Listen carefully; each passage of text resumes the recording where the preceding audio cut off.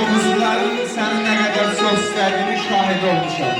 Amma mən tovuzu almışlayıram ki, səni kimi sənətkarı, Filipin kimi sənətkarı həmişə uca tuturlar, yuxarıda tuturlar, göydə tuturlar, samalarda tuturlar. Hoş qaldı Aşıq Abbas yaradıcılığına Əyyub'da bir dəfə o mövzuda oxumuşduq Firidin əmi.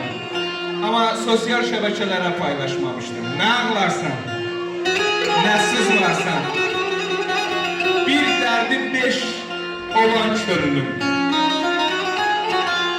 Axırda zinhar bağlarsan, qəmə yoldaş olan könlüm.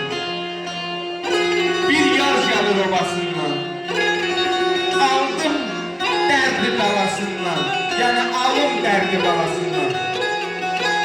Sərxi fələk badəsindən, içib sərxoş olan könlüm. Abbas ağlar arsız. Ay Firidin əmi, dünya olub etibarsız. Deydin ay Abbas, dözərəm yarsız. Döz, bağrı daş olan könlüm.